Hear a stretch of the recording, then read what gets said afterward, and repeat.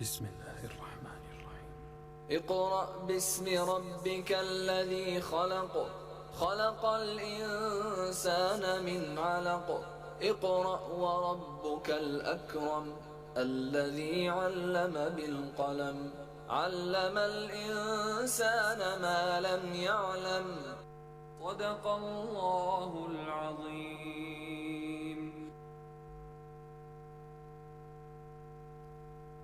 بسم الله الرحمن الرحيم. مساكم الله بالخير وأسعد الله أوقاتكم جميعا. نرحب فيكم في حفل تخريج طلبة الكلية الأسترالية في الكويت الافتراضي للعام الأكاديمي 2019-2020 المقام تحت رعاية معالي وزير النفط ووزير التعليم العالي الدكتور محمد الفارس. يعد طبعا التعليم أولوية عليا وحق أساسي من حقوق الإنسان، وهو الأساس اللي تقوم عليه عملية بناء المجتمع وتقدم عجلة التنمية في البلاد. واجه العالم في بداية الربع الأول من عام 2020 انتشار فيروس كورونا المستجد، وشهدت المؤسسات في مختلف القطاعات تحديات وصعوبات غير مسبوقة في إدارة أعمالها نتيجة تطبيق قرارات الإغلاق وتعطيل الأعمال، مما خلق أزمة حقيقية في مختلف جوانب الحياة الطبيعية. وأبرز التحديات اللي واجهت جائحة كورونا هي استمرار العملية التعليمية لدى المؤسسات التعليمية والتدريبية في الكويت، حيث كان التغيير في أسلوب التعليم وانتقاله من التعليم التقليدي إلى التعليم عن بعد هي أبرز هذه التحديات. وهني ظهر بوضوح التزام الكلية الأسترالية في الكويت خلال جائحة كورونا بمسؤوليتها تجاه العملية التعليمية وتعاملها مع كوفيد-19. نجحت الكلية الأسترالية في الكويت في تطبيق عملية التعليم الإلكتروني عن بعد، وهي السياسة اللي تبنتها الدولة. كانت هناك نقلة نوعية كبيرة رفعت من مستوى التعليم في الكويت تحديدا، وأيضا الكلية الأسترالية في الكويت كانت جزء لا يتجزأ من هذه المنظومة التعليمية، واليوم خرجت كوكبة كبيرة من طلبتها للعام التعليمي الأكاديمي 2019-2020. وطبعا كل هذه النجاحات ما كانت راح تتم لولا التعاون بين الكلية الأسترالية في الكويت وأيضا دعم مجلس الجامعات الخاصة في الكويت لاستكمال المسيرة التعليمية بشكل عام وبالأخص في الكلية الأسترالية في الكويت.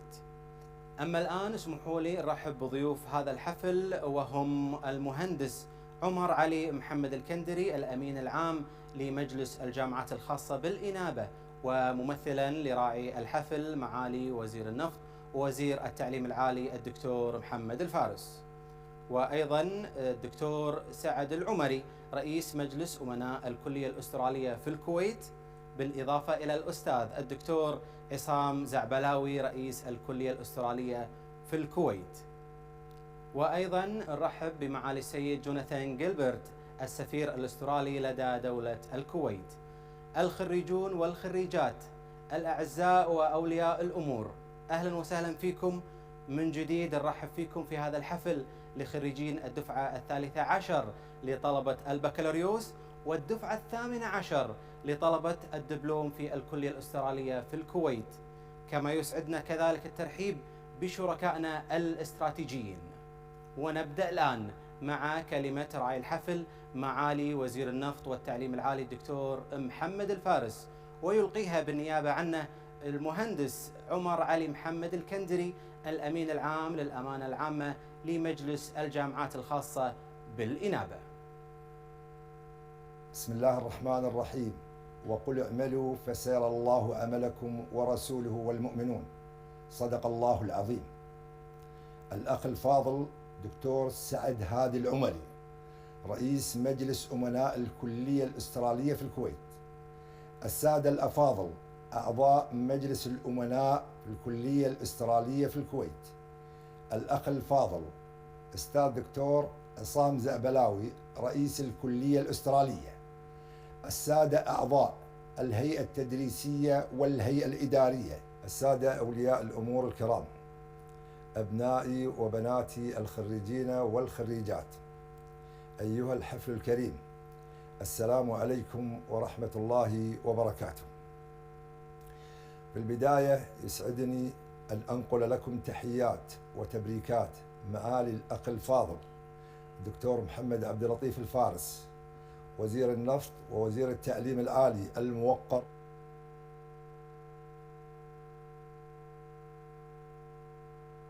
يسعدني ويشرفني أن أكون معكم في هذا اليوم ونحن نحتفل بتخريج جيل جديد من أبنائنا بعد أن نهلوا من العلم والمعرفة وطوروا مهاراتهم وقدراتهم واستعدوا لخدمة وطنهم بكل إخلاص وتضحية. أيها الحفل الكريم، شهدت دولة الكويت الحبيبة حدثا جللا، وهي انتشار جائحة فيروس كورونا المستجد وما لها من أخطار تهدد التعليم بأزمة هائلة ربما كانت هي الأخطر في زماننا المحاضر، والمتمثلة في التأخر في بدء الفصل الدراسي الثاني أو انقطاعه، وحدوث اضطراب كامل في حياة العديد من الطلبة وأساتذتهم. وللحد من هذه الآثار تم اقتراح وضع استراتيجيات التعلم عن بعد في مؤسسات التعليم العالي الخاصة في الجامعات والكليات كوسيلة تعليم توازي التعليم المنتظم في هذه المرحلة الحرجة، والتي يتعذر خلالها عودة الطلبة للحرم الجامعي للحفاظ على سلامتهم وصحتهم. لذا جاء ذلك القرار المتخذ والذي يصب في بوتقة مصلحة الطالب، بل قامت الأمانة العامة لمجلس الجامعات الخاصة بوضع المعايير لضبط الجودة في كافة مؤسسات التعليم العالي الخاصة، والتحقق من أنها في طريق يؤدي إلى الارتقاء بها إلى مصاف المؤسسات التعليمية المرموقة في المنطقة والعالم.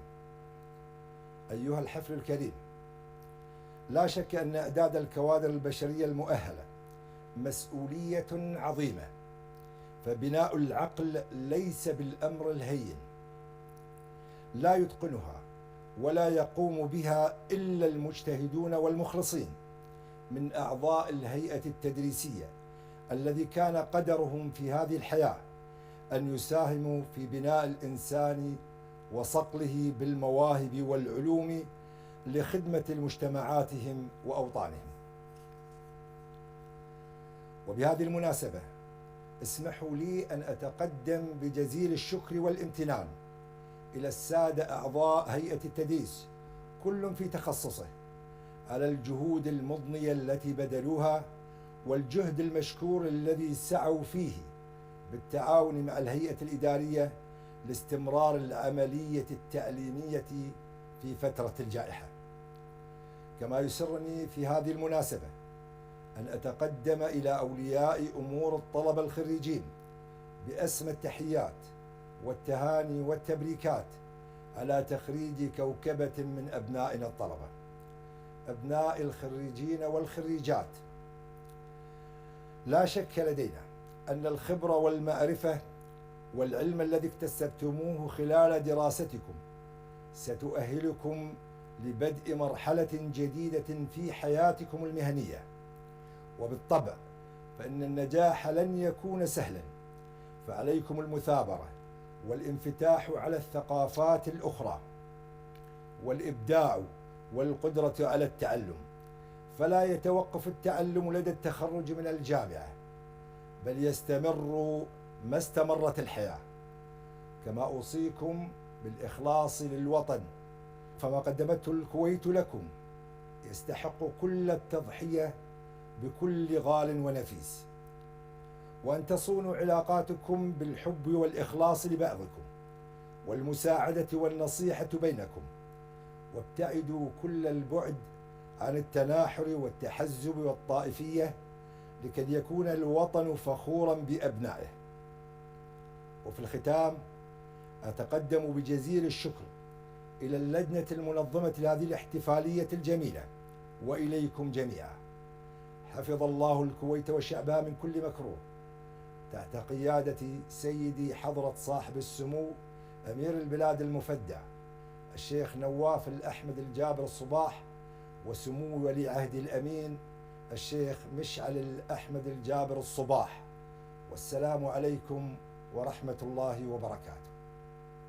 طبعا نشكر معالي وزير النفط ووزير التعليم العالي على رعايته لهذا الحفل، وكذلك نشكر من ناب عنا في هذه الكلمات وهو المهندس عمر علي محمد الكندري الأمين العام لمجلس الجامعات الخاصة بالإنابة. ونبدأ الآن بكلمة للدكتور سعد العمري رئيس مجلس أمناء الكلية الأسترالية في الكويت، فليتفضل. Assalamu alaikum wa rahmatullahi wa barakatuh. I am honored to speak to you tonight to greet and congratulate the students of the Australian College of Kuwait and their families. I am honored too to welcome the esteemed members of our Board of Trustees, our partner Central Queensland University, and His Excellency Jonathan Gilbert, the Australian Ambassador to Kuwait. I would like to thank the Private Universities Council for their guidance and support, and our President, Professor Issam Za'balawi, for his exemplary leadership of our institution. We are obliged tonight to celebrate the graduation of the class of 2020 virtually, one of the many adjustments we have had to make to our lives during these trying times. Indeed, we have had to respond with speed and flexibility to profound uncertainty since the pandemic struck. We adopted e-learning quickly and efficiently to provide a student-centered learning experience that is effective, adaptable, and well-suited to the needs of all learners and partners, ensuring that our current graduates are well prepared with the skills they need to take their place in a brave new world. Our students, faculty, and staff have adapted quickly to enormous and at times surreal change with speed and agility, and this is very much appreciated. To the entire ACK community, I salute you, and I am proud to be one of you. Dear students, you have worked very hard with honesty and integrity to be here tonight. You have earned not only your academic qualification, but the right to go forth into the world and to shape it. The future belongs to you, and I wish you all the best in your careers and your lives. حفظ الله الكويت وأهلها من كل مكروه. كل الشكر للدكتور سعد العمري على هذه الكلمات القيمة. والآن يتفضل الأستاذ الدكتور عصام زعبلاوي رئيس الكلية الأسترالية في الكويت.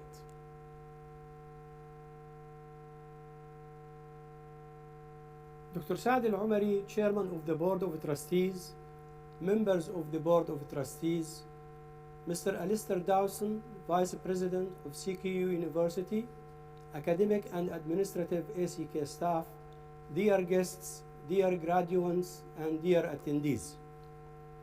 Today marks a special day as we are celebrating the graduation of a new cohort of the Australian College of Kuwait students.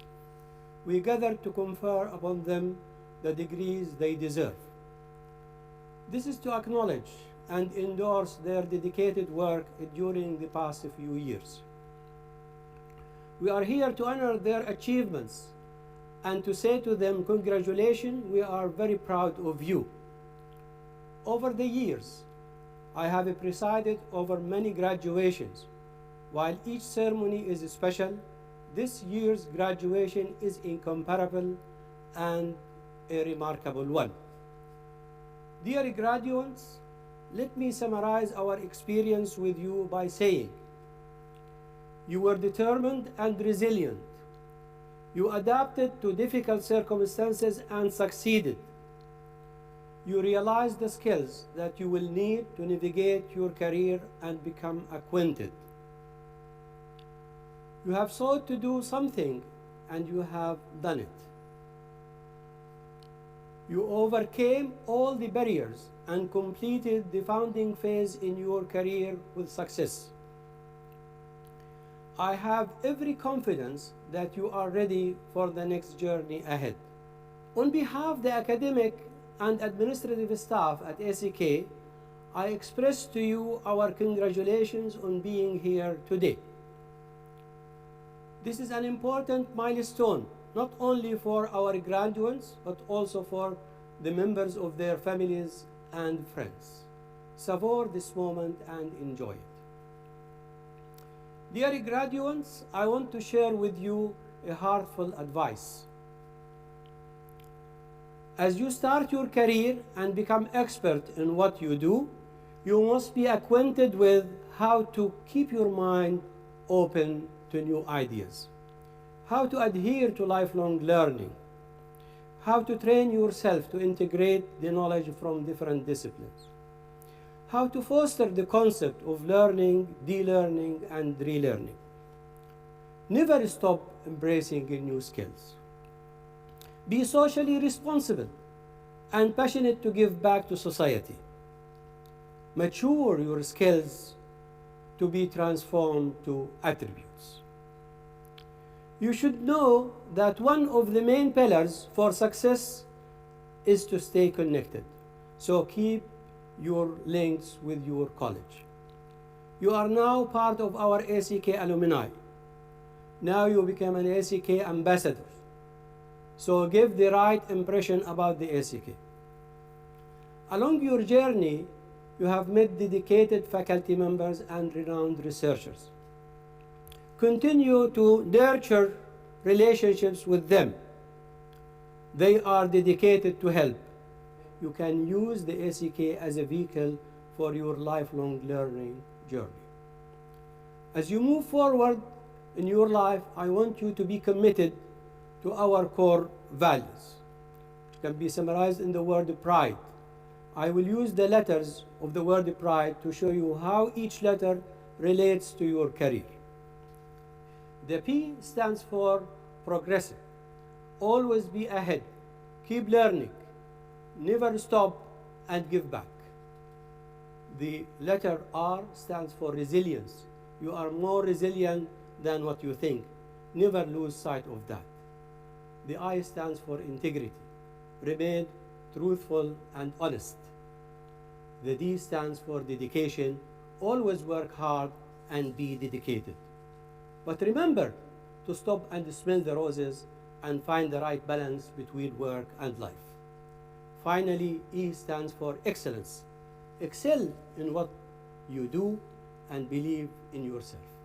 From today onwards, remember this word, take pride in who you are and all what you do. I wish every one of you success and the proud alumnus of ACK. Congratulations and thank you.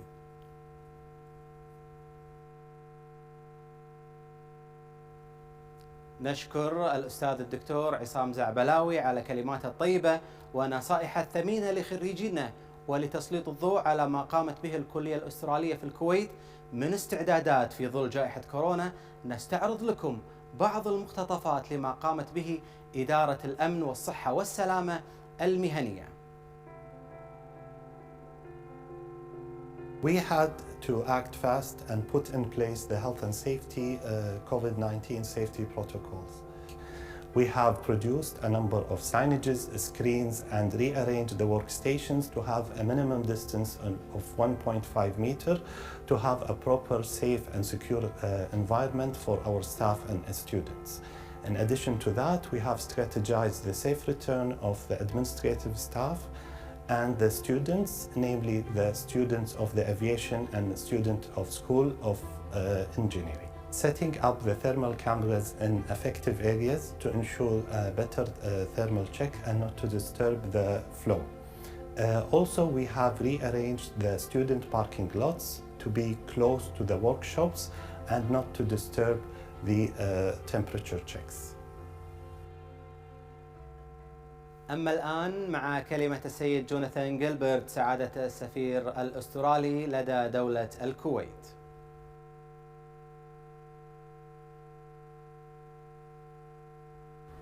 Good evening. Dr. Syed Al Omari, Chairman of the Board of Trustees, members of the Board of Trustees, Professor Issam Zabalawi, President of ACK, Mr. Alistair Dawson, Vice President of Global Development at Central Queensland University. Dear graduates, it's my utmost pleasure to share this special day with you, marking an important milestone in your life. I'm just sorry that I can't be there in person to share this special day. Firstly, congratulations for accomplishing your studies at the prestigious Australian College in Kuwait. ACK offers an opportunity to receive a distinguished Australian education right in the heart of Kuwait. I continue to be impressed by the quality of the programs offered. ACK is a proud partner of Central Queensland University, one of the top-rated universities globally. You'll also know that their engineering programs at ACK receive their accreditation by Engineers Australia, which surely can open doors of opportunity as you pursue your career. Today is not only an important day in your academic life, it's also a significant moment for your personal life and your families. Reaching this day surely has not been an easy task, especially given the challenges of COVID-19. It's taken lots of diligence, patience, and hard work. And I invite you to pause and reflect on your efforts and to be proud of what you have accomplished so far. Let this day be the foundation of many, many more accomplishments and milestones and something to celebrate. Let it motivate you and drive you towards further success. And remember, you can do whatever you put your mind to, so don't be an obstacle for yourself. Good luck with your future careers. Once again, congratulations class of 2020. My very best wishes.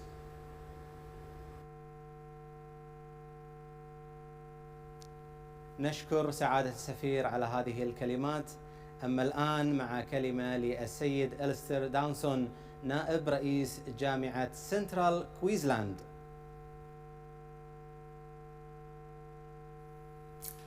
Chairman and distinguished members of the Board of Governance for the Australian College of Kuwait, Professor Zabalawi, President of Australian College of Kuwait, distinguished guests, parents, and most importantly, graduating students of the Australian College of Kuwait.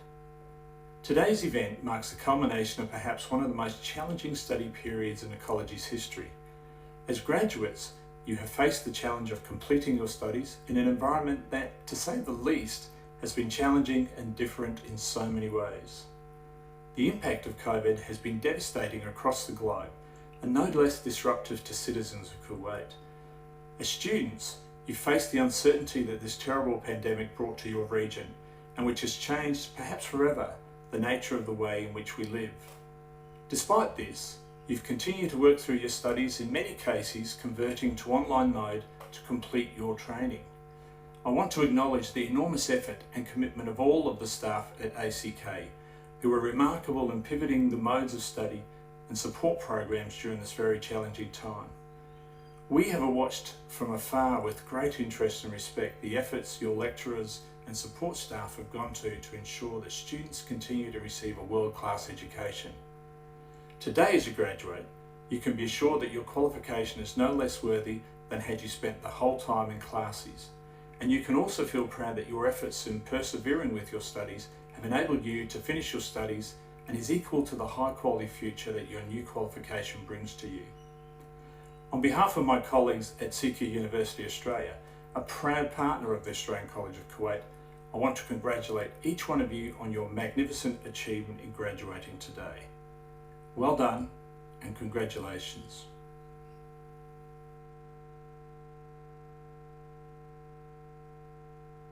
نشكر السيد أليستر داونسون على هذه الكلمة. كانت تجربة التعليم عن بعد في ظل جائحة كورونا التحدي الأصعب لكل من الطلبة والمعلمين بلا شك على حد سواء.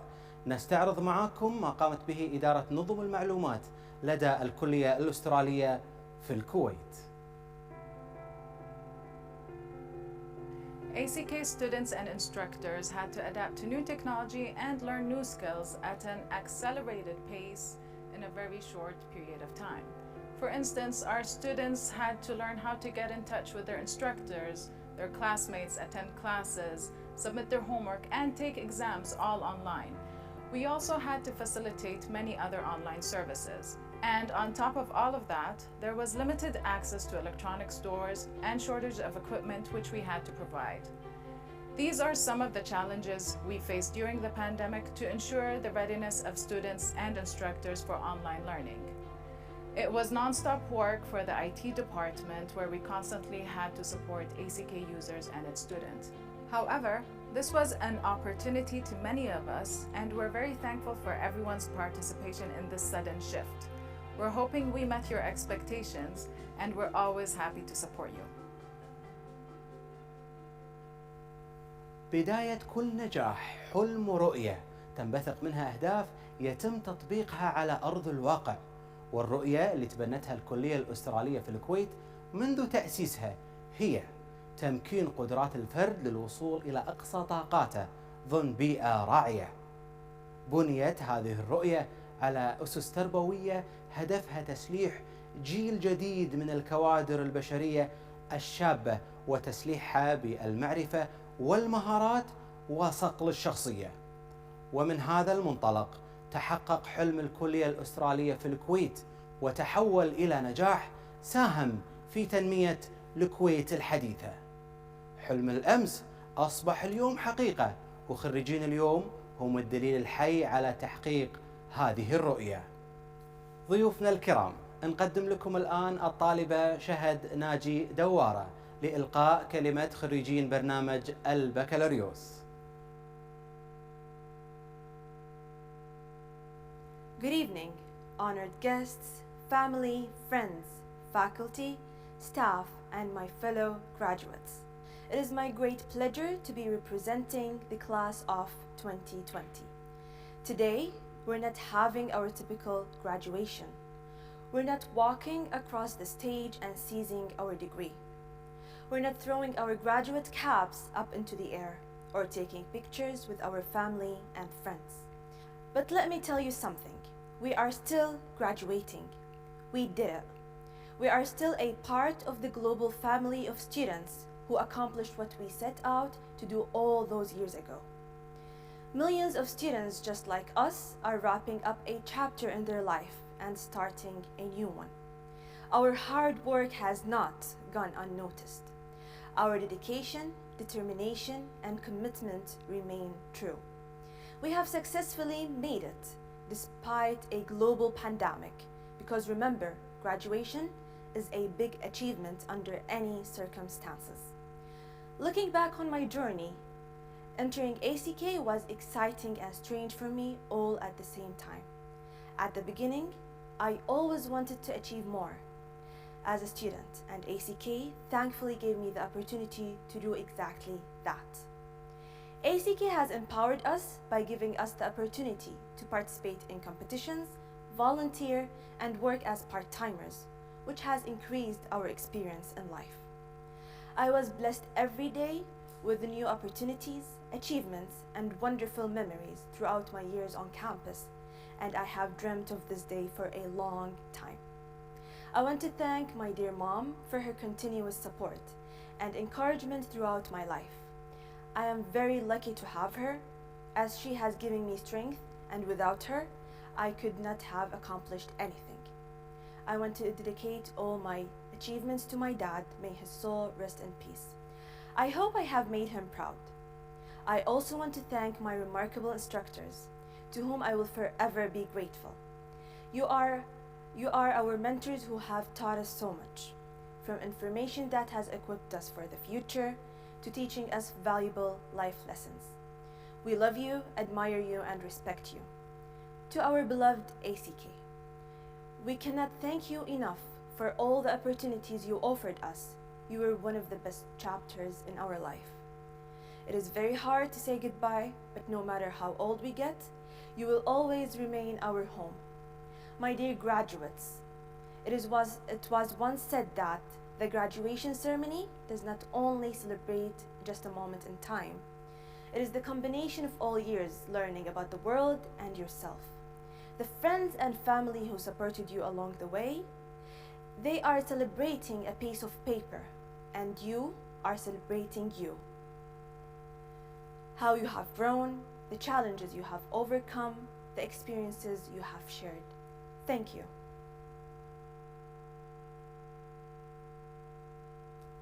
نشكر الطالبة شهد ناجي دوارة على كلماتها. وأما الآن فمع الطالب أحمد حسين أشكناني لإلقاء كلمة خريجي برنامج الدبلوم.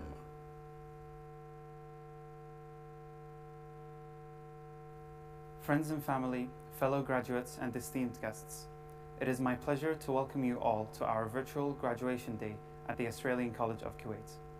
If you had told me a few short years ago that I would be standing here before you all today, I would find it very hard to believe. The person I am today is very different from where I started, and I am proud of what I have become. I'm not going to spend this time talking about myself, but what I will do instead is tell you how amazing all of you are. Some of you might have had days where you didn't think you could get a diploma, maybe even thought that you didn't deserve one or that this just wasn't for you, but you stuck with it, and I congratulate you on your achievements. The path ahead of you all is just the beginning, and here you are, diploma graduates with a chance of taking it one step further and moving on to your bachelor's degree, or maybe even into the realm of employment. You may find yourself at a crossroads and be unsure of which path to take, but don't worry too much. You'll be fine no matter what. I hope everyone has cherished their time at ACK. I, for one, know that the experience I received was very rewarding and enjoyable. The lecturers were all very eager to teach, and if you're actually willing to learn, and would be more than happy to take time out of their day to further explain something, to talk about a topic outside the teaching material, or just be approachable for us. It felt more like we had older brothers and sisters that teach rather than disconnected teachers. This is probably what I appreciated the most and intend to continue to appreciate. Having seen other larger universities, I realized that you simply do not get the same amount of connection there as you do here. And for that, I would like to thank all of them for treating us students as equals and not inferiors. To this end, I would just like to say that if I can stand here today and address you all as the top of my class, you most definitely can accomplish great things and to a much larger extent. I am not exceptional, I'm not a genius. However, my dedication and focus was key throughout my journey here at ACK, and I intend to carry these qualities forward with me in my next chapter. And so, to end this speech, I hope you all take advantage of what you have, and I wish you a wonderful, successful, and fulfilling life. Thank you.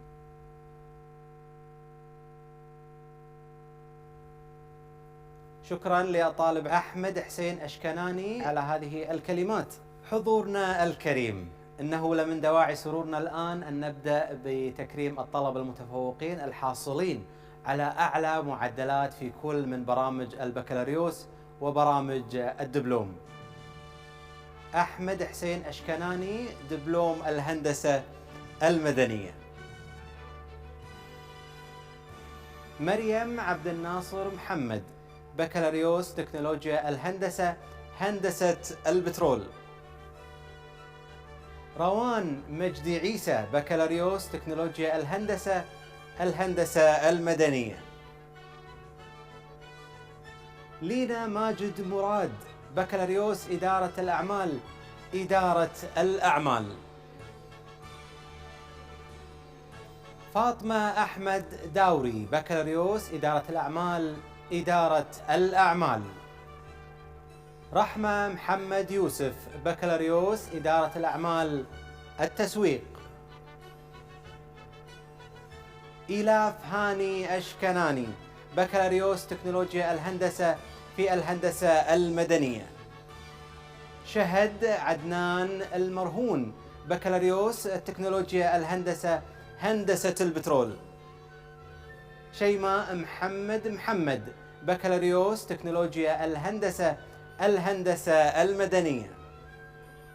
عادل جوزيف البستاني، بكالوريوس تكنولوجيا الهندسة، الإلكترونيات والتحكم. آلاء إسماعيل محمد، بكالوريوس تكنولوجيا الهندسة، الهندسة المدنية. رائد مهندس ناصر عبد الرسول الزيد، بكالوريوس تكنولوجيا الهندسة، الهندسة الميكانيكية. شهد ناجي دوارة، بكالوريوس إدارة الأعمال، إدارة الأعمال. أحمد عيسى القاضي، دبلوم هندسة صيانة الطائرات الميكانيكية. فيدا أشرف إيلات، دبلوم إدارة الأعمال.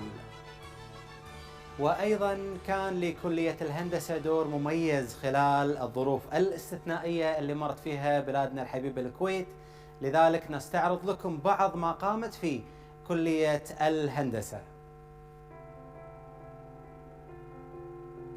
During this pandemic, we have faced a lot of challenges, starting from moving from the conventional way of teaching all the way to the online teaching.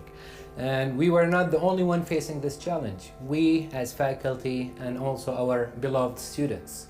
However, we have tried our best to overcome this gap and to make sure that we are delivering the required knowledge to our students. I strongly believe that we as faculty have tried our best to bridge the gap between the conventional way of teaching and the online way of teaching, and hopefully our students have felt our efforts into making this experience a great experience. ونبدأ الآن بخريجي برنامج بكالوريوس تكنولوجيا الهندسة بتشعيباتها، وأولهم الهندسة المدنية. أسيل عبد الرحيم بوكبر، بدر جميل السيد عمر، ضحى محمد العويس، فاطمة محمود غلوم، فهود راشد الخضير، هديل محمود علي، خلود أحمد سعادة،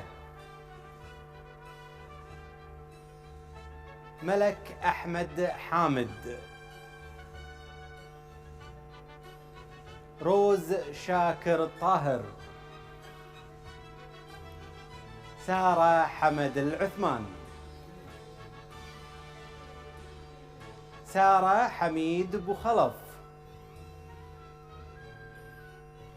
سارة شلوان العجمي، زهراء يوسف أبل. أما الآن مع هندسة الإلكترونيات والتحكم، عائشة عثمان الحيدر، فرح إبراهيم عبد الله، فاطمة عبد الله الدوسري، فاطمة محمد الهولي،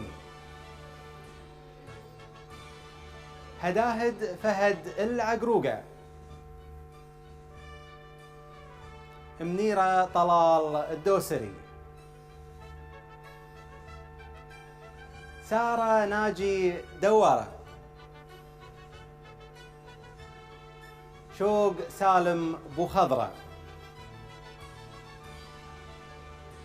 أما الآن مع الهندسة الميكانيكية، عباس خليل ماتقي، عبد العزيز حاكم العنزي، عبد الرحمن إبراهيم رضا، عايشة حمد البصيلي، عقيد مهندس علي حسين أحمد، أسرار عبد الله العجمي، عقيد مهندس داود سليمان الفودري،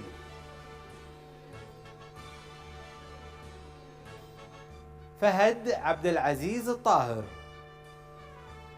فاطمة زمان الشطي، غدير علي لاري، حمد علي مرزوق، حمد يوسف المطر، حنان عبد المحسن السبعان، لجين خالد القلاف، مريم ماهر الصراف، مريم عبد الله مبارك، مريم عيسى العتال، محسن سليمان الفيلي،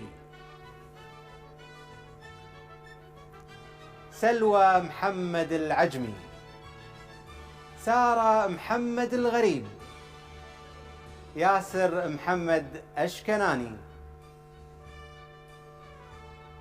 يقدم مهندس يوسف عبد المحسن البصيري. أما الآن مع هندسة البترول علي وحيد الأمير، فرح أحمد الفيحان، حيدر هاني دشتي، هبة محمود الفارسي، مريم أشرف محمد، فوزي الخميس، روعة،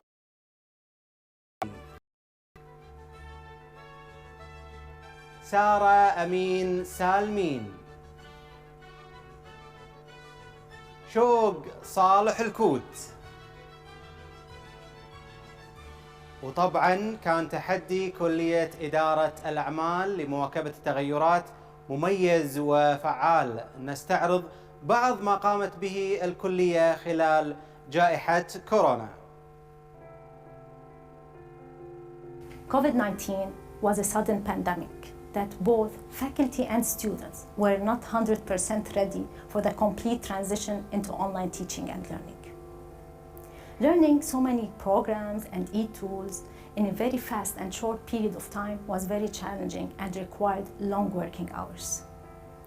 In addition to the technical issues, internet speed, personal and health issues, I believe the most challenging part was to keep the interpersonal relationships and the engagement with the students and to maintain the academic integrity behind the screens. I salute all my colleagues for their exceptional dedication and hard work, and we are so proud of our students for their fast adaptation. This is what education is all about, to be up to real-life challenges and be there with your critical and problem-solving skills. And I believe at ACK we were up to it. أما الآن مع خريجي برنامج بكالوريوس إدارة الأعمال بتشعيباتها. في إدارة الأعمال عبد الملك هشام العثمان، أبرار خالد السعيد، آلاء يوسف الكندري، دينا فاضل الخليفة، إيمان علي الشويعي، استبرق عبد الصمد فرس، فاطمة جاسم الصراف، فضيلة عادل فاضل، حسنة وليد الهويدي، مريم فيصل بومريوم، نور أمير النقي، أسامة أحمد النشمي، سارة علي حطب. أما الآن مع تخصص التسويق ضاري عبد الناصر الرشيدي، في محمد العنجري، جنان محمد حيدر، نور ناصر الرفاعي، نورة حامد المطيري، ريم خالد الدعي،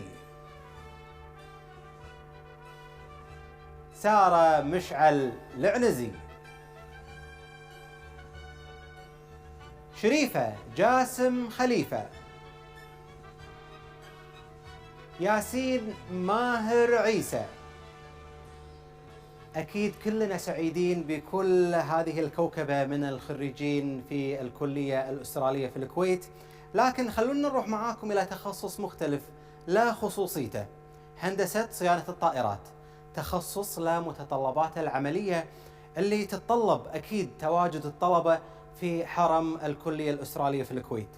لذلك كانت استعداداتهم تحتاج جهد مضاعف مو لشيء إلا لسلامة الطلبة وأعضاء هيئة التدريس. راح نستعرض معاكم شلون كانت طبيعة هذه الاستعدادات. ACK faced challenging situations and did its best to ensure the continuation of learning to our students. As soon as it became apparent that the face-to-face classroom learning was not likely to be allowed in the short term, ACK approached the civil aviation authorities with a proposal to conduct the theoretical part of our courses by e-learning. This took time, as we were dealing with the 3 separate aviation authorities, and this methodology was completely new to all of them. The guidelines were being developed by the authorities at the same time as the School of Aviation was developing its own models, and eventually agreement was reached by all interested parties.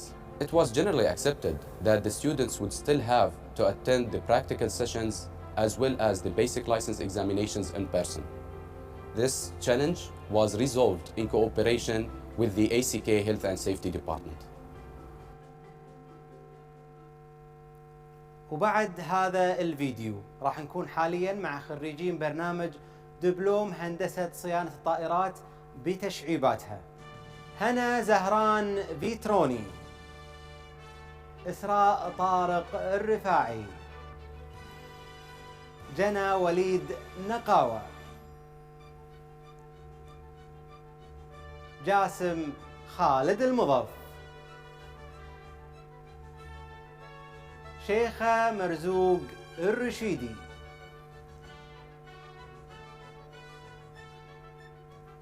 نعم. وبعد كل الأسماء اللي ذكرناها من الطلبة الخريجين من الكلية الإسرائيلية في الكويت، بلا شك كان لأعضاء هيئة التدريس كذلك لدى الكلية الإسرائيلية في الكويت دور بارز وفعال في مواجهة تحديات جائحة كورونا لغاية وصولنا لحفلنا لهذا اليوم. خلونا نشوف بعض هذه التحديات والجهود المبذولة من قبل هيئة التدريس. We had faced various challenges throughout COVID-19 pandemic, as the world's academia industry did too. However, we effectively had within only 1 month a sustainable plan given by senior management, which we implemented and gave to all our students. Our e-learning was embedded with quality assurance and rules and procedures. Nevertheless, COVID-19 actually made us more collaborated with our students, and it's actually strengthened our relationship as staff and faculty with them. ACK will always adapt and develop for the better good. نعم، وبعد ما شفنا هذا الفيديو راح نكون معاكم حاليا مع خريجين برنامج دبلوم الهندسة بتشعيباتها. حصة عدنان النصر الله، لطيفة دخيل الدخيل، جابر شوكان،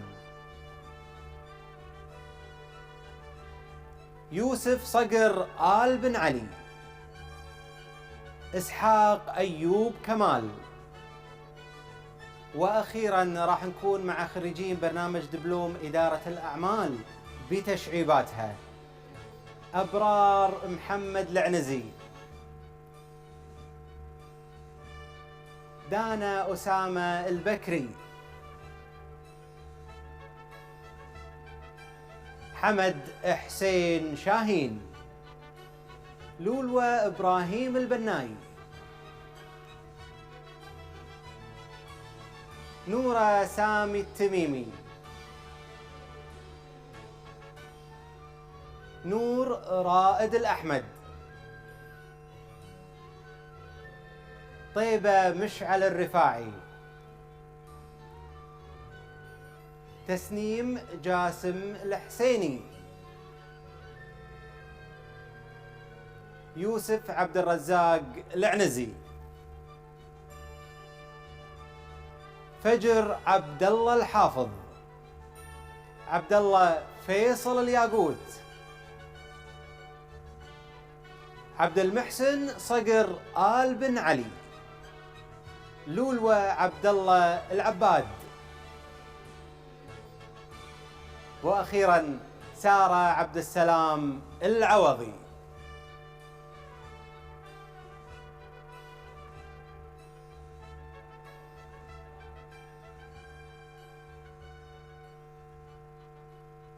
نعم بعد كل هذه الكوكبة من الطلبة والطالبات، والآن أبي كل الطلبة والطالبات واللي قاعد يتابعونهم من أسرهم وأولياء أمور، أمهات، أقرباء، أصدقاء، هذه لحظة جدا مميزة لكم. هذا الحفل مميز بتميزكم كطلبة الكلية الأسترالية في الكويت. خلكم جاهزين للطقوس الخاصة بهذا الحفل إعلانكم بشكل رسمي كخريجين وخريجات. فليتفضل الأستاذ الدكتور عصام زعبلاوي لإعلان تخرج الطلبة والطالبات بالكلية الأسترالية في الكويت للدفعة 13 لبرنامج البكالوريوس، وأيضا الدفعة 18 لبرنامج الدبلوم من العام الأكاديمي 2019-2020. فليتفضل مشكورا. Now is the historical moment. Graduates, can you please now move your mortarboard tassels from right to left? Graduates, by the power vested on me by the Board of Trustees of the Australian College of Kuwait and by the Council of the Private Universities, okay, I confer on you your degrees in bachelor and in diplomas. So please, ladies and gentlemen, applaud ACK graduates for their academic year 2019 and 2020. Graduates, congratulations. ألف مبروك لكافة الطلبة والطالبات. إن شاء الله حفل سعيد، وإن شاء الله الكلية الأسترالية كفت ووفت معاكم، وكل عام وأنتم بخير، وألف مبروك.